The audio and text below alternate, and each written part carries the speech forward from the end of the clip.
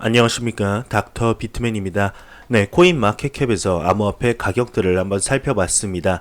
현재 전체적으로 소폭 상승하는 모습을 보여주고 있는 가운데 이오스가 6% 정도 오르는 이런 모습을 보여주고 있습니다. 이러한 소폭 상승이 암호화폐 대상승장으로 가는 발판이 되었으면 좋겠습니다. 네, 이런 소식이 나왔습니다. 이토로의 선임 분석가이죠. 네, 마틴 그리스펀이 이렇게 얘기를 했다고 합니다. 현재 중국의 암호화폐 마이닝, 즉 채굴, 금지 소식이 암호화폐 시장에 단기적으로 보면은 안 좋은 소식일 수 있는데 이제 장기적으로 보게 되면 좋은 소식일 수 있다고 언급을 했다고 합니다. 현재 중국은 비트코인의 전체 채굴 해시 비율이 60%라고 하면서 지금 중국이 독점을 하고 있다고 언급을 하고 있는데요. 네, 그러면서 이제 이 중국에서의 독점적인 시장이 이렇게 금지가 되면은 마침내 장기적으로는 채굴하는 숫자가 줄어들어서 전체 그 마이닝 난이도가 감소하게 된다고 합니다. 그러면서 전 세계 사용자들이 이렇게 채굴을 할 수 있는 새로운 글로벌 기회가 창출하면서 이는 이제 인도와 캐나다, 브라질, 한국과 같은 개발도상국에서 중국과 같은 전기요금이 저렴한 곳의 국가가 이 분야를 대체할 것이라며 장기적으로 보면은 정말 이제 탈중앙화가 지금 중국이 통제하고 있는 이런 채굴 분야가 전 세계적으로 분산이 될 수 있다며 장기적으로 보면은 비트코인 시장에 암호화폐 시장의 호재이다라고 언급을 했다고 합니다. 네, 지금 이 소식에 대해서 이렇게 많이들 의견이 나뉘고 있는데요. 네, 과연 중국의 암호화폐 채굴 사업 금지가 어떠한 영향을 미치게 될지 나오는 대로 여러분들께 전달해 드리도록 하겠습니다. 네, 국내 암호화폐 거래소죠. 업비트가 특정 암호화폐 팀이 SNS를 통해 업비트 상장을 암시하는 경우가 확인이 됐다고 합니다. 네, 이는 사실과 다른 거짓 정보라며 주의를 당부했다고 하는데요. 또한 업비트는 암호화폐 거래 지원 여부를 내부 거래 지원 심사팀에서 최종 심사 및 결정한다며 어떠한 경우에도 외부로 유출되지 않는다면서 기사가 마무리되고 있습니다. 네, 이걸 보시는 시청자분들, 구독자분들도 업비트에 이거 뭐 하니까 미리 투자해둬라. 이제 이거는 상장만 되면 50%, 200% 상승한다. 네, 이러한 코인 투자, 이런 사기 조심하시길 바랍니다. 네, 미 의원이 토큰 분류법을 재발의했다고 합니다. 특정 암호화폐의 증권법 적용 면제를 추진한다는 소식인데요. 특정 암호화폐와 디지털 자산 미국 연방증권법 적용 대상에서 제외시키기 위한 법안이 미국 하원 의원에 재발의됐다고 합니다. 네, 그러면서 코인데스크는 9일 워런 데이비슨 하원 의원이 암호화폐 자산에 명확한 법적 지위를 부여하기 위한 목적의 토큰 분류법을 다시 발의했다고 보도했다고 하는데요. 네, 미국 의회에선 작년에도 유사한 법안이 발의됐으나 이렇게 회기내 처리되지 못했다고 합니다.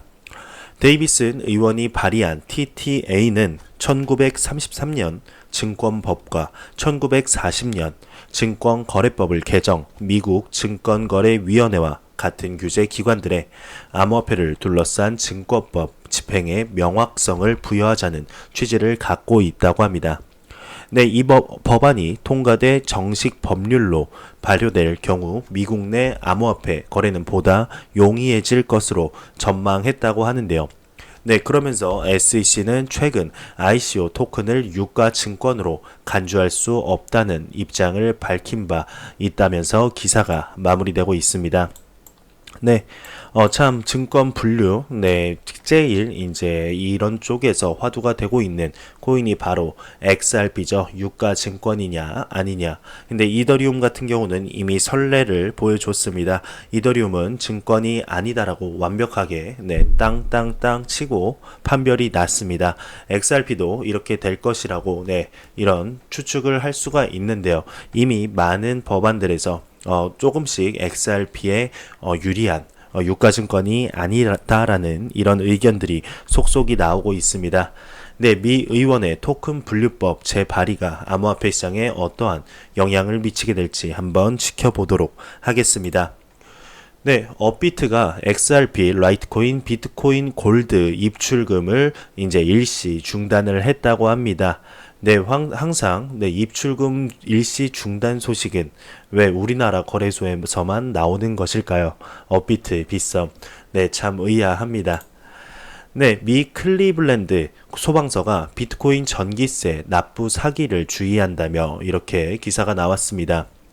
미국 오하이오주 클리블랜드 소방서가 전기세 납부를 빌미로 비트코인을 뜯어내는 신종 사기법을 주의해야 한다고 당부했다고 하는데요. 미디어에 따르게 되면 주로 기업을 노린 사기꾼들은 전력 회사 직원을 사칭해서 비트코인으로 전기세를 납부하지 않으면 단전이 될 것이라고 공갈 협박을 했다고 합니다. 실제로 한 회사는 공갈에 넘어가서 비트코인 ATM에서 돈을 인출해 사기꾼에게 수천만 달러를 건넸다고 하는데요. 클리블랜드 소방서는 전력회사는 현재 비트코인으로 전기세를 받지 않는다라면서 이렇게 강조를 했다며 기사가 마무리되고 있습니다. 참 많은 사기꾼들이 있습니다. 특히 지금 제도권 안으로 확정되지 않은 이 시장인 암호화폐, 그 중에서도 기축통화인 비트코인으로 사기가 굉장히 많이 일어나고 있습니다.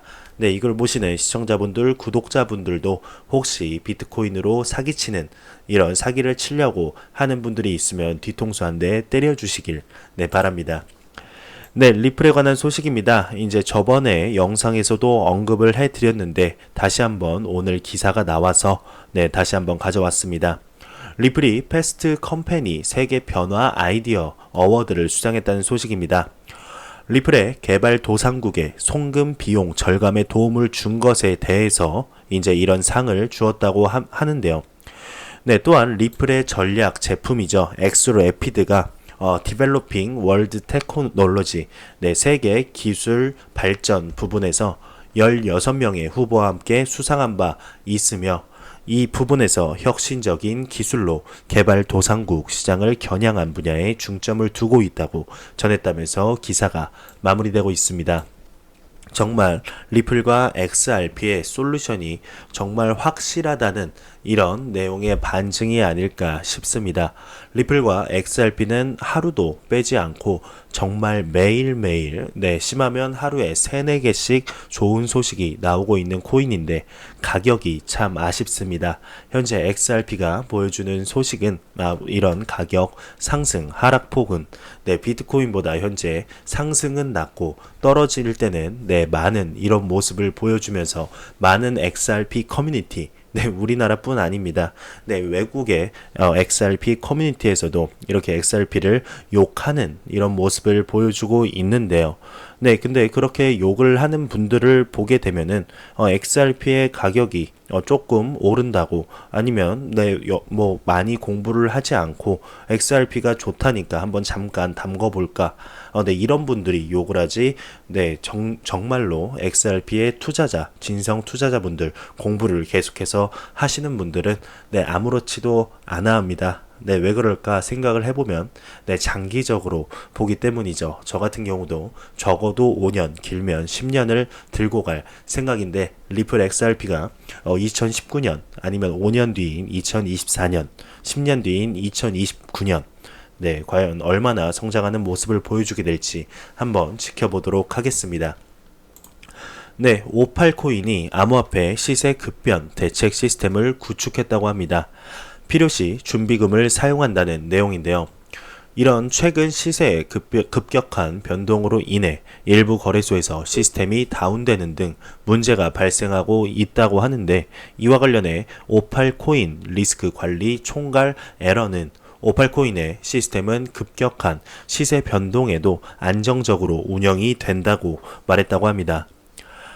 그러면서 그는 이미 큰 변동성에 대한 조기 경보 등의 리스크 관리 시스템을 구축을 해놨으며 투자자들의 거래 안정성도 확보한 상태라며 필요시 플랫폼의 준비금도 사용할 예정이라고 덧붙였다고 하네요. 네, 정말 많은 거래소들에서 요즘 해킹 사건들 아니면 파산, 네, 이런 기사들만 나오다가 점점 업그레이드가 돼 가는 암호화폐 투자자들이 마음 놓고 투자할 수 있는 이런 내용들을 이런 보완하는 내용들이 나오고 있는 것이 정말 암호화폐 시장이 아직까지는 초기 단계구나. 우리들은 네, 보시는 시청자분들, 투자자분들, 구독자분들, 네, 저도 그러고요. 네, 극 초기까지는 아니더라도 정말 급변하는 새로운 디지털 자산이 탄생하는 이런 공간에 있구나. 네, 한편에서 자부심이 좀 느껴지기까지 하네요. 네, 지브롤터스 증권거래소가 금융사에 블록체인 기반 증권 상장 허용을 한다는 네, 이런 내용이 기사로 나왔습니다. 지브롤터 증권거래소가 블록체인 기반 증권 상장을 허가했다고 네, 합니다. 거래소는 발행 업체가 소유권 기록 방식으로 블록체인 또는 분산 원장 기술을 사용하는 것이 금융위원회가 부여한 기존 운영 라이센스 아래 허용된다고 발표했다고 하는데요. 이에 따라 금융업체들은 디지털 또는 토큰 형태의 회사채, 전환, 사채, 자산 담보, 파생 상품, 개방 폐쇄형 펀드를 지브롤터 글로벌 마켓 플랫폼에 상장할 수 있다고 하네요. 네, 유럽연합, 아이슬란드, 리히텐, 슈타인, 노르웨이, 스위스를 제외한 국가에 기업들이 참여를 신청할 수 있다고 알려졌다며 GSX CEO이자 그룹 창립자인 닉 코어는 블록체인을 사용해 더 큰 유동성 풀을 조성하고 비유동 자산에 대한 접근성을 개선하고자 한다며 더욱더 민주적인 자본 시장의 토대를 마련할 것이라고 전했다면서 기사가 마무리되고 있습니다. 네, 전 세계 1위 유튜버인 퓨디파이가 블록체인 스트리밍 플랫폼 D-Live와 독점 계약을 했다고 합니다. 스웨덴 출신의 유명 유튜버 퓨디파이가 자신의 트위터 계정을 통해 D-Live와 독점 계약을 체결했다며 오는 14일부터 유튜브가 아닌 D-Live의 컨텐츠를 업로드할 예정이라고 밝혔다고 합니다. 네, 한편 D-Live는 블록체인 기반으로 운영되는 라이브 스트리밍 플랫폼이라며 기사가 마무리되고 있습니다. 네, 이 소식이 블록체인 시장에, 암호화폐 시장에 어떠한 영향을 미치게 될지 한번 지켜보도록 하겠습니다. 네, 증권형 토큰이 2030년 2000조 시장으로 성장할 수 있는 가능성이 있다라는 기사가 나왔습니다. 오는 2030년까지 증권형 토큰 시장 규모가 2조 달러 약 한화로 2240조 원, 정말 감도 안 오는 이런 규모로 성장할 것이라는 전망이 나왔다고 하는데요. 특히 올해는 증권형 토큰 인프라가 구축되는 원년이 될 것이라는 예측이라고 합니다. 네, 많은 전문가들이 이렇게 예측을 하고 있죠. 2019년 정말 중요한 해가 될 것 같다. 네, 그러면서 CP 리서치는 지난 15일 발간한 증권형 토큰 심층 분석 보고서를 통해서 증권형 토큰이 블록체인과 전통 금융시장을 잇는 교량 역할을 하면서 디지털 자산 시장의 성장을 이끌 것으로 기대한다고 하는데요. 다만 증권형 토큰 시장이 아직은 실험 단계에 불과하다며 유의미한 성장을 하기 위해서는 10년이라는 시간이 필요하다고 봤다고 합니다. 네, 그러면서 CP 리서치는 증권형 토큰 시장 규모가 2030년에는 2조 달러, 약 2240조 원 규모로 성장할 것으로 전망했다고 하는데요. 네, 지금 이건희 회장이 한 1조 원의 이런 자산 규모를 한 거 보면은 이건희 회장이 이제 증권형 시장에 2240명이 있다고 이렇게 대략 보시면 될 것 같습니다. 네, 성장 필수 조건으로 기관 자금 유입을 꼽았다고 합니다. 또 2025년 이후 명확한 규제와 국제적인 표준이 확립되면서 성숙한 인프라 구축과 신뢰도 높은 전통 금융기관의 참여가 실현될 것이라며 내다봤다며 이제 STO 증권형 토큰 시장은 날개를 달 일만 남았다며 이런 기사를 계속 이어가고 있습니다. 네, 2019년은 증권형 토큰 시장 인프라 태동의 해라고 또 분석을 했다며 유통 영역의 경우 유통 영역에서는 T0 코인베이스와 같은 암호화폐 거래소가 대체 거래소 자격을 획득하거나 이미 해당 라이센스를 가지고 있는 기업을 인수하며 시장을 선점하기 시작했다고 하네요.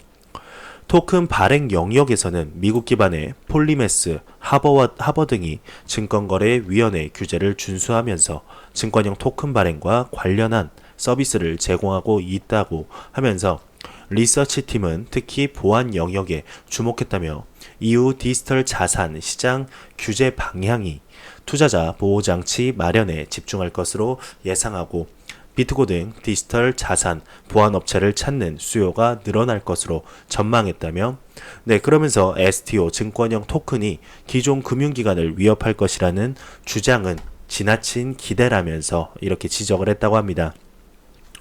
24시간 거래, 자산 부분, 소유권, 글로벌 자본시장 접근성 등 증권형 토큰의 장점들을 구현하기 위해서는 먼저 시장의 활성화와 유동성을 해결해야 한다는 의견이라고 합니다.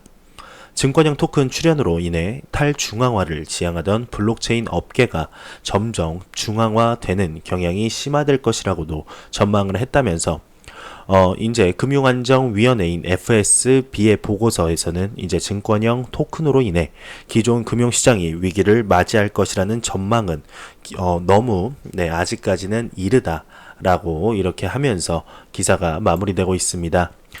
증권형 토큰에 대해서 굉장히 많은 기사들이 나오고 있고, 개인적으로도 유튜버 개인적으로도 증권형 토큰, 정말 시장 전망 좋은 것 같습니다. 여러분들도 관심을 가지고 보시는 것이 나쁘지는 않을 것 같다라는 생각이 드네요. 비트코인 초기 투자자가 비트코인 추가 하락 시에 기관 진입이 기대가 된다고 언급했다고 하는데요. 만약 비트코인이 또다시 3,000에서 4,200달러까지 떨어진다면 이는 절호의 투자 기회가 될 것이라며 많은 기관들이 해당 가격대의 비트코인 매집의 매력을 느낄 것이라고 부연했다면서 기사가 마무리되고 있습니다. 필리핀 중앙은행이 신규 거래소 3곳에 라이센스를 부여했다고 합니다. 총 10곳이라고 하는데요. 암호화폐 전문 미디어 비트코인닷컴에 따르게 되면 필리핀 중앙은행이 새로운 암호화폐 거래소 3곳에 라이센스를 추가 부여했다고 합니다. 이 보도에 따르게 되면 현재 필리핀에는 10개의 암호화폐 거래소가 공식 라이센스를 취득한 것으로 나타났다면서 기사가 마무리되고 있습니다. 이 소식이 필리핀뿐만 아니라 암호화폐 시장에 긍정적인 영향을 미쳤으면 좋겠습니다. 거래소 비트 스탬프가 미국 뉴욕 규제 기관으로부터 비트 라이센스 보증을 받는다고 합니다. 4월 9일 뉴욕 금융 서비스 부서가 발표한 공식 보도 자료에 따르게 되면 유럽 주요 암호화폐 거래소 비트 스탬프의 미국 자회사가 뉴욕주 금융 규제 기관으로부터 가상 통화 라이센스를 받았다고 하는데요. 비트 라이센스로 알려진 이 라이센스는 뉴욕 금융 서비스 부서 NYTFS가 룩셈부르크가 등록한 거래소의 자회사인 비트코인 USA INC로부터 수여가 되었다고 하네요. 보도자료에 따르게 되면 이 개발로 비트스탬프 USA는 뉴욕주에서 디지털 통화 운영을 하기 위해 부서의 허가를 받은 19번째 회사가 되었다면서 비트스탬프 USA는 리플 네트워크로의 자금 이체, USD, 기타, 가상통화, 리플 잔액 발행, 호주 달러, 영국 파운드, 유로, 스위스 프랑 및 일본 엔을 포함한 비화 통화 선택을 추가로 허가한다고 언급했다고 합니다. 그러면서 NYDFS의 성명은 면허 제도가 뉴욕의 금융서비스법에 따라 암호화폐 거래소를 감독하고 육성하기 위해 고안된 것이라며 기사가 마무리되고 있습니다. 이 소식 암호화폐 시장에 어떠한 영향을 미치게 될지 한번 지켜보도록 하죠. 전자신문에 따르게 되면 국내 1호 국가공인 인증기관인 한국정보인증이 향후 새로운 먹거리로 블록체인 기반 전자계약 플랫폼 등을 낙점했다고 합니다. 지난해 4월에는 전자서명 이력을 블록체인 기술에 보관하는 사인 OK를 선보였다고 하는데요. 이와 같이 해당 기관은 블록체인과 클라우드 서비스 투자로 신성장 동력을 마련했고 올해 영업이익 100억 원을 목표로 세웠다고 합니다. 해당 기관은 은행, 정부기관 등 공인인증 서비스를 제공하고 있으며 이후 삼성페이, LG페이, 우리은행, 기업은행, 농협카드 등의 서비스를 제공해 왔다면서 하루 평균 생체 인증 건수가 200만 건에 달한다면서 기사가 마무리되고 있습니다. 네, 블록체인 시장 정말 많이 성장을 한 것 같고 더욱더 성장할 가능성이 무궁무진한 것 같습니다. 네, 글로벌 항공 전문 미디어 및 커뮤니티 플라이트 인터내셔널에 따르게 되면 뉴질랜드 항공사, 싱가포르 소재 ST 엔지니어링, 에이즐로스페이스가 그리고 로스앤젤레스 소재 MOOG 그리고 마이크로소프트가 이제 3D 프린팅 및 블록체인 기술을 통해 보잉 77-300 여객기 부품을 출력하는데 성공했다고 합니다. 뉴질랜드 항공사는 ST 엔지니어링으로부터 디지털 여객기 부품 도면을 구입했고 네, MOOG사의 3D 프린터로 전송해서 부품을 출력했다고 하는데요. 해당 거래는 MOOG 블록체인 기반 베리파트 디지털 공급망 시스템에 기록이 되었으며 마이크로소프트사의 클라우드 기술이 이용됐다고 합니다. 네, 정말 상상만 했었던 일들이 현재 펼쳐지는 시대에 살아 있다는 게 정말 신기한 것 같습니다. 네, 3D 프린팅 기술에 블록체인 기술이 접목이 될지는 상상도 못했었던 일인데요. 정말 상상이 현실이 되는 이러한 세상에 살고 있다는 게 참 신기한 것 같습니다.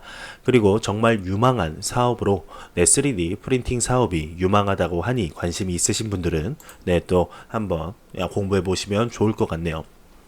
네, 일본 암호화폐 전문 미디어 코인포스트에 따르게 되면 웹사이트 방문자의 CPU 파워를 이용해서 모네로를 채굴하고 이를 통해 매달 25만 달러 어마어마한 수익을 올린 암호화폐 서비스 업체 코인하이브와 관련해 일본 경찰이 앞서 3월 27일 요코하마 지방법원이 내린 무죄 판결에 불복했고 도쿄 고등법원에 항소했다고 합니다. 현재 코인하이브 사건 관련 주요 쟁점은 다음과 같다고 하는데요. 첫 번째는 마이닝 프로그램의 부적절한 전산, 기록 실행 여부이고 두 번째는 마이닝 프로그램 실행 목적에 대한 설명 유무이며 세 번째는 고의성 유무라면서 기사가 마무리되고 있습니다.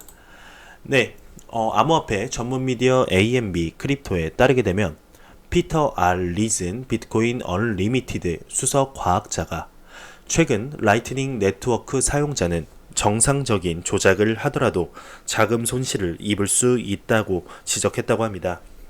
그는 이와 관련해 라이트닝 네트워크 사용자는 수수료가 급증할 경우 모은 돈 모두를 잃을 수 있다며 비트코인은 블록 크기의 제한으로 인해 블록 공간 수요가 급증할 때마다 높은 수수료를 요구한다고 말했다고 합니다. 네, 그러면서 추가적으로 에민 권시러 코넬대 교수는 사토시는 블록 대부분이 가득 차도록 설계하지 않았고 이후에 개발자들은 안정적이고 예측 가능한 수수료 메커니즘을 설계하지 못하고 있다고 덧붙였다고 하는데요. 비트코인의 2단계 확장 솔루션인 라이트닝 네트워크는 사용자의 오프체인 결제를 지원해 비트코인 거래가 더 빠르고 저렴하게 이루어질 수 있도록 하면서 아직 고액의 송금에는 적합하지 않은 상태라고 알려진 바 있다며 기사가 마무리되고 있습니다. 네, 메이커 다오가 출시한 다이는 한마디로 요약하면 탈중앙화 스테이블 코인이라고 하는데요. 암호화폐 담보로 대출받는 탈중앙화 스테이블 코인이 이른 다이라고 합니다. 네, 관심이 있으신 분들은 한번 이렇게 공부를 해보시면 좋을 것 같습니다.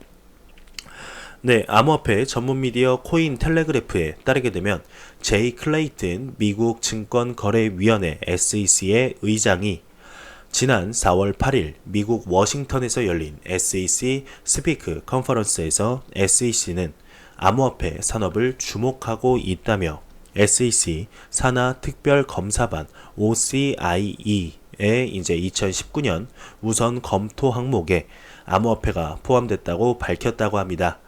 미국은 이러한 움직임을 통해 암호화폐 증권 규제 등의 분야에서 미국의 영향력을 부각시키면서 국가적인 차원에서는 더디지만 포괄적인 조치로 암호화폐의 공식 지위를 확립하고 있다며 기사가 마무리되고 있습니다. 네, SEC 암호화폐 산업에 주목하고 있는 거 좋습니다. 네, 그러면 ETF 하루빨리 좀 승인 나고 이런 얘기를 하면은 더욱더 신뢰가 가지 않을까 싶습니다. 최근에 SEC가 암호화폐 관련 부분 또 변호사를 이렇게 선임하면서 ETF 승인에 관한 이런 기대치가 한층 높아졌는데 아직까지는 아무런 소식이 안 나오고 있죠. 반에크 ETF 이런 ETF들이 그리고 윙클보스 ETF가 하루빨리 승인이 나서 암호화폐 투자자분들께 좋은 소식 전달해 드렸으면 좋겠습니다. 중국의 공신부가 올해 안에 블록체인 표준 정의를 발표한다고 합니다. 중국 현지 미디어 신화 차이닝에 따르게 되면 중국 공신부 블록체인 연구소 주임 리밍이 중국 심천에서 열린 2019 중국 국제 블록체인 기술과 응용 회의에서 중국은 올해 안에 블록체인에 대한 표준화된 정의를 내릴 것이라고 밝혔다고 합니다.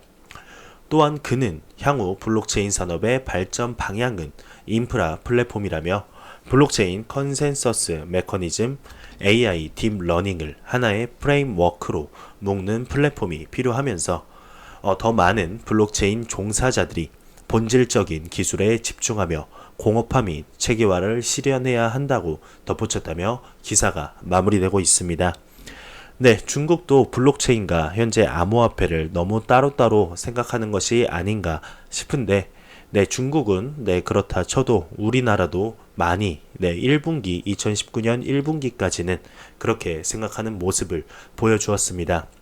2분기가 시작되면서 한국의 여당, 야당 할 거 없이 현재 블록체인과 암호화폐에 대한 발의를 계속해서 내고 있는 모습이 그래도 중국을 뒤따라가진 않는구나. 전 세계적인 동향을 살펴보는구나 라는 게 조금은 느껴져서 다행입니다.